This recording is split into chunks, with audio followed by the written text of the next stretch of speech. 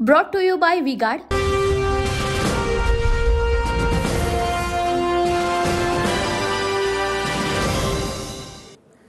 नमस्कार, TV9 मराठीमध्ये आपल्या सगळ्यांचं स्वागत. मी निखिला. पाहतोय देश महाराष्ट्र आणि बुलेटिनची सगळ्यात मोठी बातमी. ओबीसी शिष्टमंडळाची सरकारसोबत एका तासापासून महाबैठक सुरू आहे. सह्याद्री अतिथीगृहावर ही बैठक सुरू आहे. ओबीसी शिष्टमंडळाच्या बैठकीमध्ये छगन भुजबळ आक्रमक झाले. सगळे सोयऱ्यांच्या हरकतींवर सरकारने काय केलं ते सांगा, असा थेट सवाल छगन भुजबळ यांनी केला आहे. खोटी वंशावळ दाखवून कुणबी दाखले दिले जात आहेत, असं भुजबळांनी म्हटलंय. तर सगळे सोयऱ्यांचा अध्यादेश रद्द करा, अशी मागणी या बैठकीमध्ये प्रकाश शेंडगे यांनी केली आहे.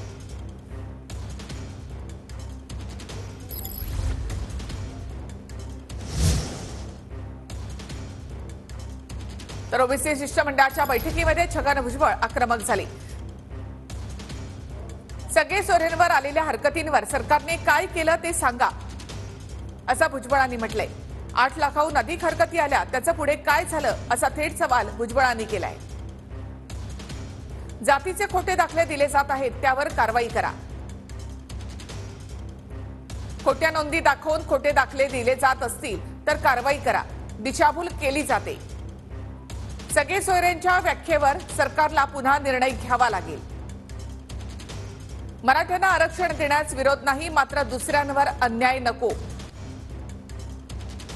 सरसकट दाखले दिले तर सगळे मराठा कुणबी होतील, त्यामुळे ओबीसींवर अन्याय होईल. खोटी वंशावळ दाखवून कुणबी दाखले दिले जात आहेत, असा आरोप छगन भुजबळ यांनी केला आहे. लक्ष्मण हाके यांची मागणी योग्य आहे, सरकारने त्याचा विचार करावा. तर प्रकाश शेंडगे यांनी काय मुद्दे मांडले ते आपण पाहूया. सगळे सोयऱ्यांचा अध्यादेश रद्द करा, ओबीसी मधून आरक्षण देऊ नका. सगळे सोयऱ्यांच्या मुद्द्यावर 8 लाख हरकती आल्या. सरकारने हरकतींवर आतापर्यंत निर्णय का नाही घेतला?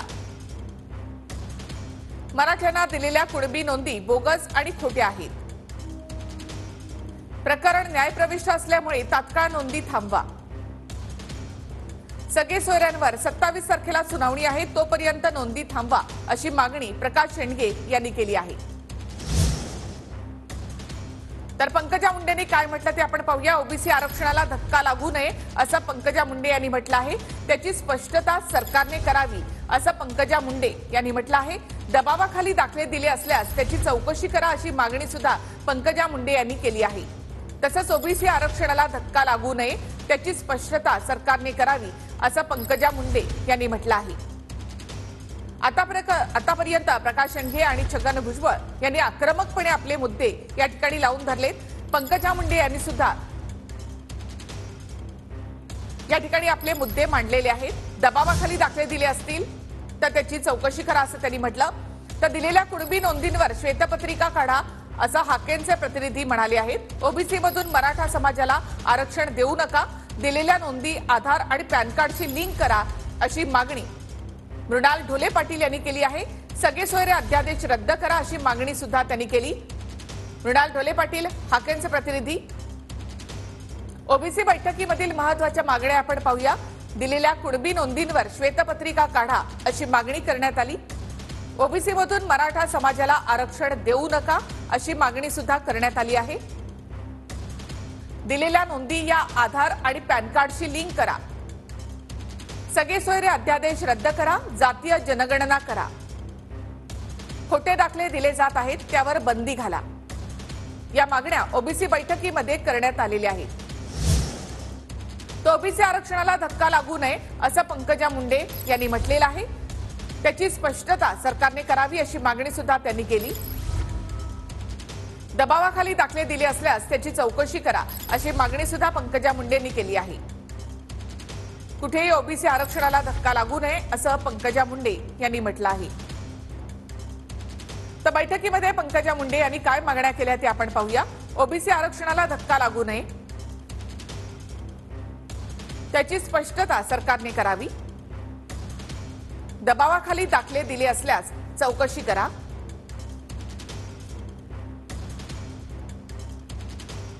ओबीसी आरक्षणाला धक्का लागू नये, अशी मागणी पंकजा मुंडे यांनी बैठकीमध्ये केली आहे. त्याची स्पष्टता सरकारने करावी, असं पंकजा मुंडे यांनी म्हटलंय. दबावाखाली दाखले दिले असल्यास त्याची चौकशी करा अशी मागणी सुद्धा पंकजा मुंडे यांनी केली आहे.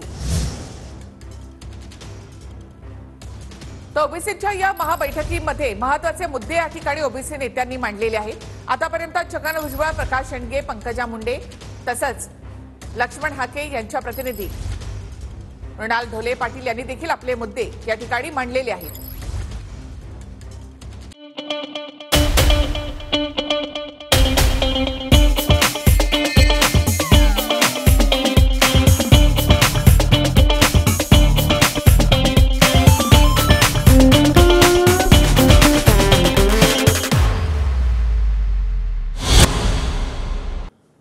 तर जरांगे आणि हाके असा संघर्ष पेटलेला आहे. भुजबळांचं राजकीय भविष्य उद्ध्वस्त करणार असं आव्हान मनोज जरांगे पाटील यांनी दिलंय.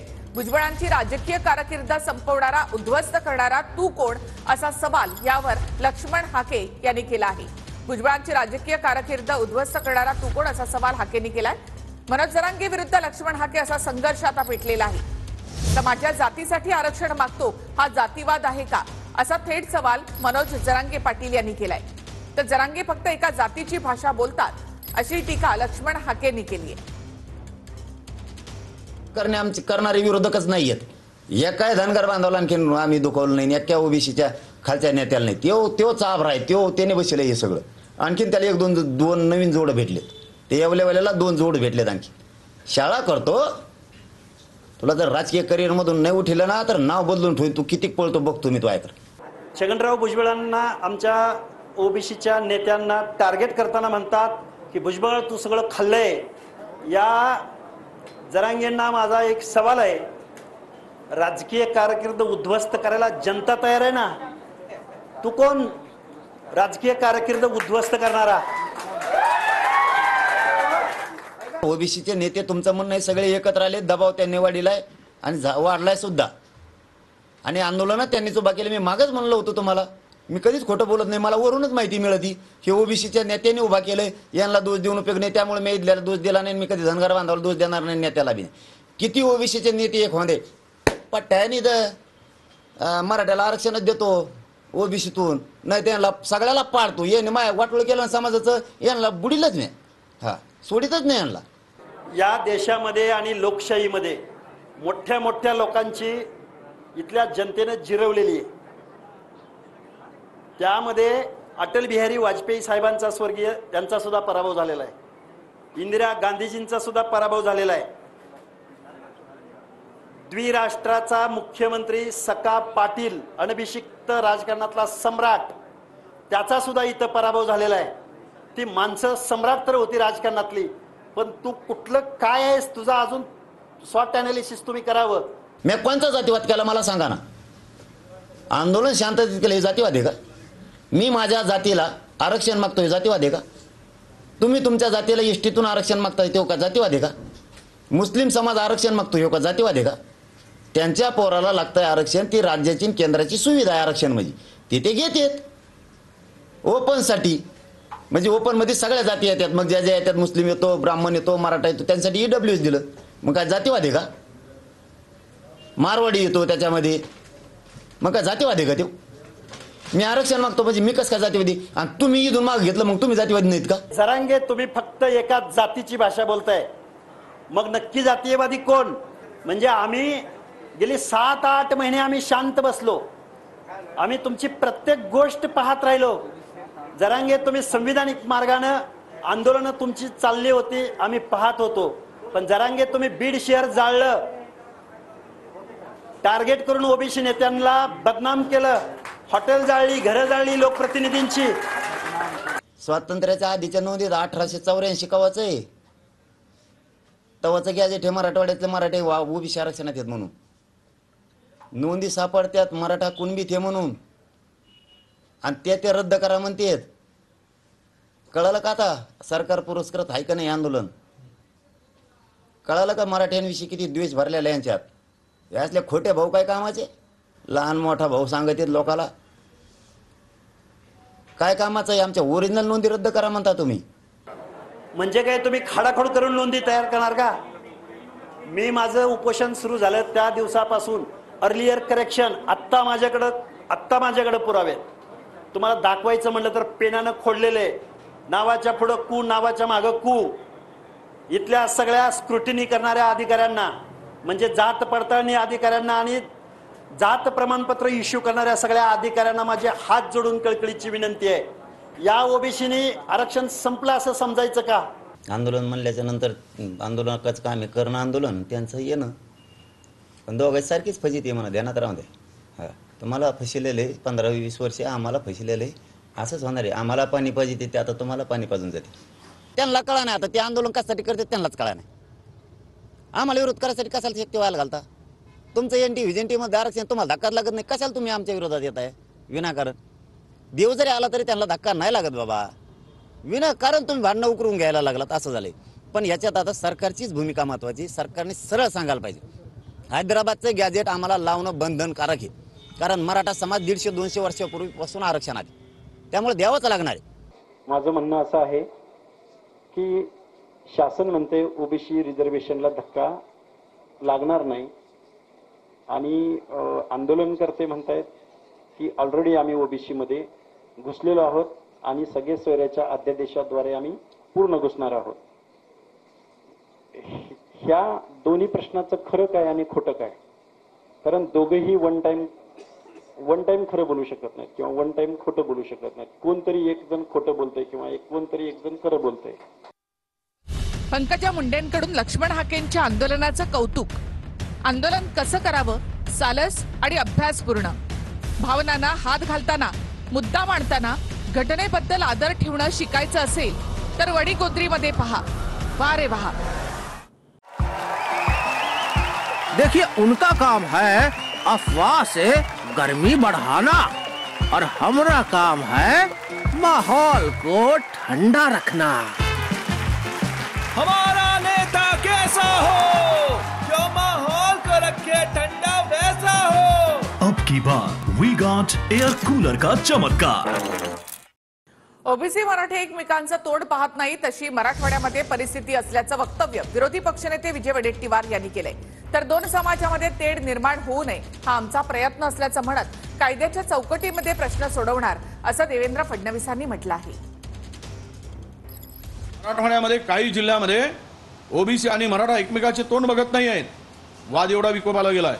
शेतीकडे जाणारा रस्ता अडवला जाता एकमेकाचा. शेतीकडे जाणारा उद्या कुठल्या दिशेनं महाराष्ट्राला नेताय तुम्ही नालायकपणा करून, हा खरा विषय इथे येतोय.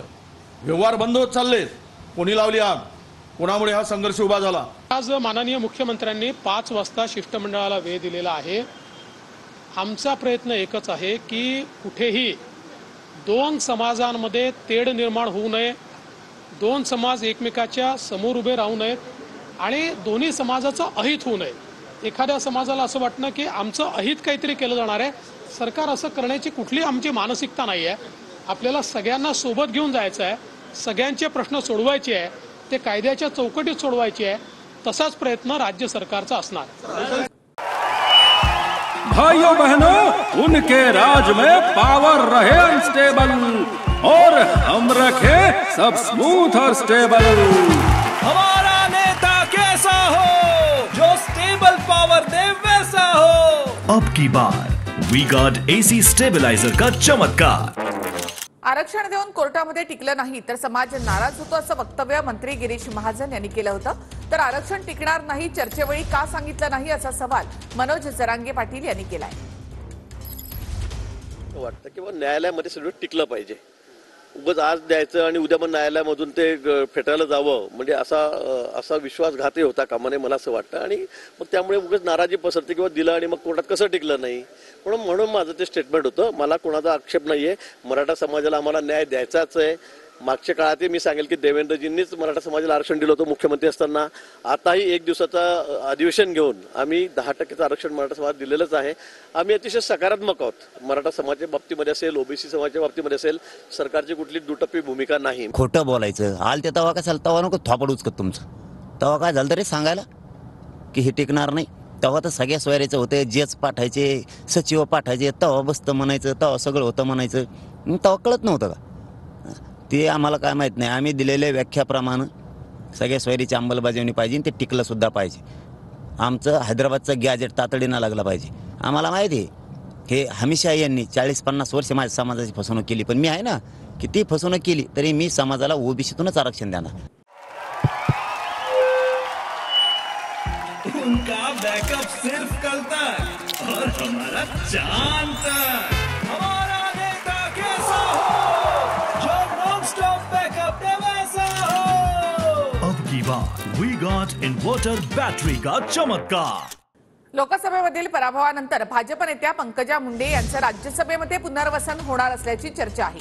भाजप नेत्या पंकजा मुंडेंना राज्यसभेवर पाठवा अशी विनंती फडणवीसांनी केंद्राला केल्याची माहिती सूत्रांकडून मिळते. तर पंकजा मुंडे राज्यसभेवर गेल्या तर अडचण काय असा सवाल गिरीश महाजन यांनी केला आहे.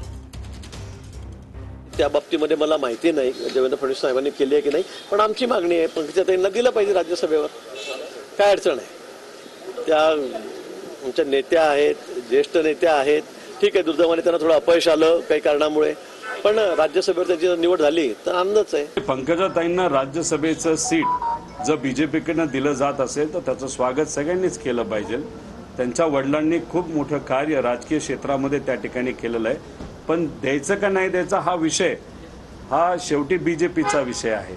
त्यामुळे बीजेपी त्या बाबतीत काय करतं हे आपल्याला बघावं लागेल, कारण त्यांना राज्यमंत्रीपद दिल्यानंतर लगेचच त्यांना मंत्रीपद सुद्धा द्यावं लागेल. रवींद्र वायकर आणि निवडणूक आयोगाविरोधामध्ये आता हायकोर्टात याचिका करणार आहेत. अपक्ष उमेदवार भरत शहा यांनी हायकोर्टामध्ये याचिका दाखल केली आहे.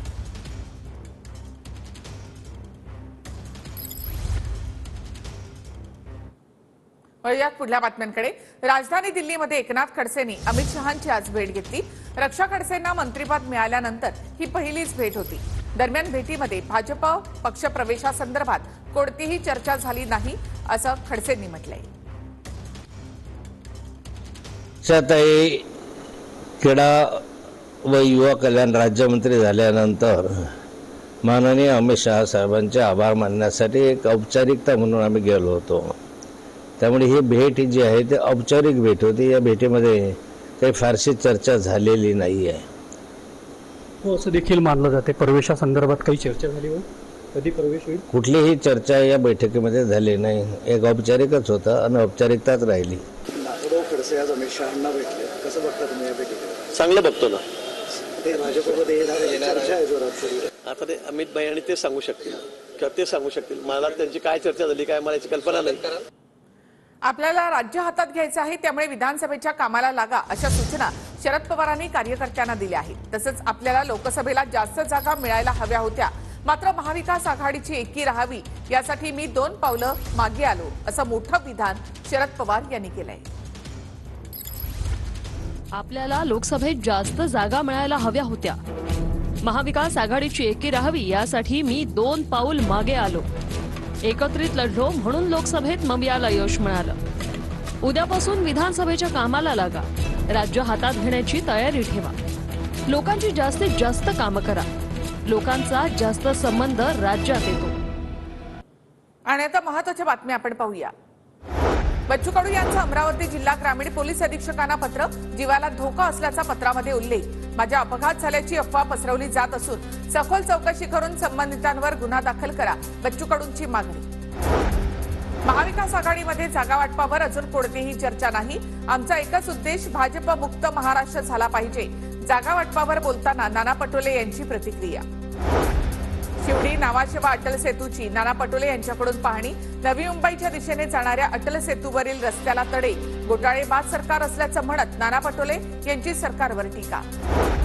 अहमदनगरच्या 40 मतदान केंद्रावरील ईव्हीएम मशीनची फेरपडताळणी होणार. सुजय विखेंची निवडणूक आयोगाकडून मागणी मान्य. शेवगाव, राहुरी, पारनेर, अहमदनगर शहर, श्रीगोंदा आणि कर्जत जामखेड विधानसभा मतदारसंघात फेरपडताळणी होणार. तत्कालीन विशेष सरकारी वकील प्रवीण चव्हाण यांच्यावर गुन्हा दाखल. गिरीश महाजन यांना खोट्या गुन्ह्यामध्ये अडकवण्याच्या आरोपाखाली गुन्हा. प्रवीण चव्हाण तत्कालीन महाविकास आघाडी सरकारच्या काळामध्ये सरकारी वकील. टीका करणारे करत राहतात, आपण आपलं कर्म करायचं. अमृता फडणवीसांच्या जाऊ द्या ना घरी या उद्धव ठाकरे यांच्या टीकेला अमृता फडणवीसांचं उत्तर. म्हणत राहतात, आपल्याला हे करायचंय की आपलं जे कर्म आहे ते करत राहायचंय आणि कर्म आपण काही एक्सपेक्टेशन न ठेवता केलं तर सर्वांचं चांगलं होतं.